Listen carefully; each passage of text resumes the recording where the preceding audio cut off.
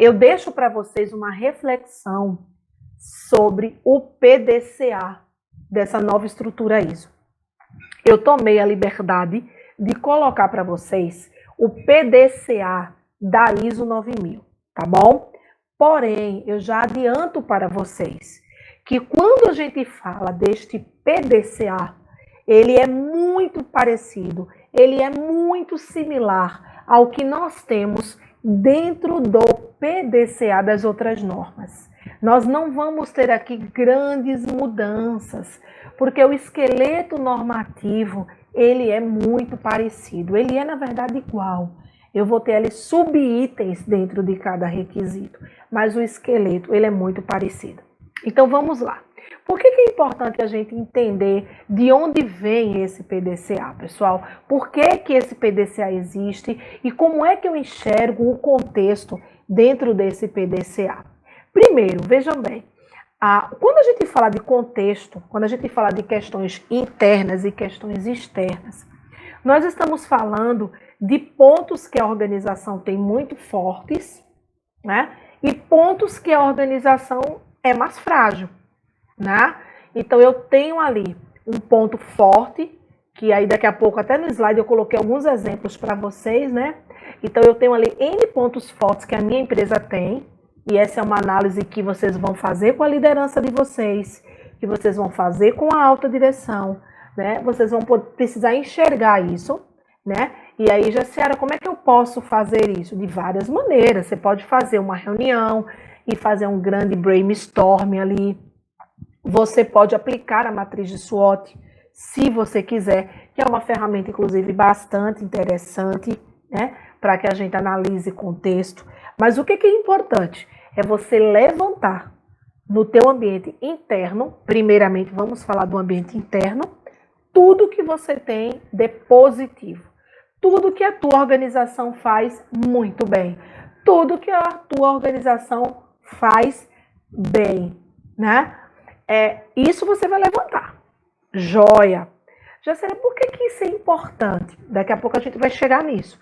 Vamos entender que esses pontos fortes, eles podem significar para a gente oportunidades. Beleza? Ok. Fiz os meus pontos fortes. Aí, para onde é que eu venho? Para os meus pontos fracos, né? E às vezes a gente fica com aquele cuidado de que, mas eu não queria levantar os pontos fracos, porque de repente eu estou dando para o auditor, né, a trilha que ele queria, para ele enxergar.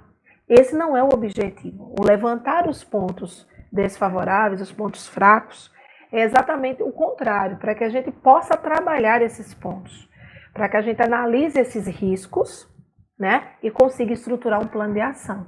Então, aqui eu já começo a concluir mais ou menos o porquê que a gente chama de risco e oportunidade, né? Porque a oportunidade vai nascer de pontos fortes e que eu posso ainda melhorar.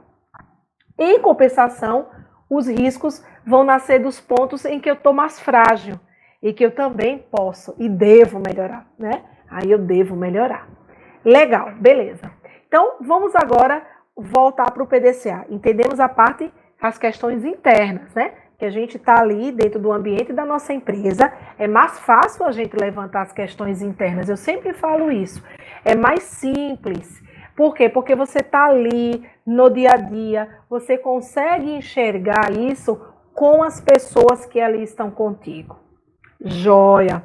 Agora, qual é o nosso desafio? São as questões externas.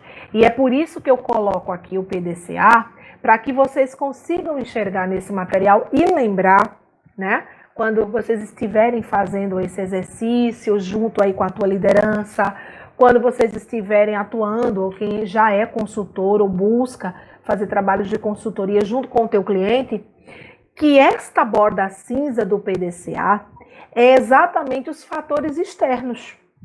Então, uma das coisas que a gente tem que ter muito cuidado, e eu queria inclusive que vocês anotassem isso aí, eu não sei se vocês estão com o caderninho de vocês, ou no celular, anota, que uma das coisas muito corriqueiras, um dos erros muito corriqueiros, é quando a gente estabelece riscos e oportunidades e a gente só olhou para os fatores internos. Então, isso não pode acontecer, isso não vai acontecer com a gente. E não vai acontecer por quê? Porque vocês vão lembrar deste PDCA. Vocês vão dizer, já a Ciara bem que falou, o PDCA tá ali, o PDCA vai me lembrar que aquela borda cinza, aquela borda externa, ela quer dizer que eu também tenho que levantar o contexto externo.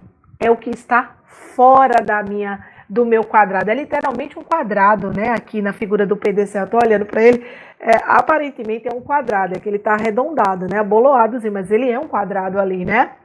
Então eu não posso esquecer disso que está do lado de fora. O contexto não é só algo que está dentro da organização. O contexto é algo que extrapola essas paredes, que vai para fora dessas paredes, que vai exatamente olhar agora para o que eu tenho aqui fora.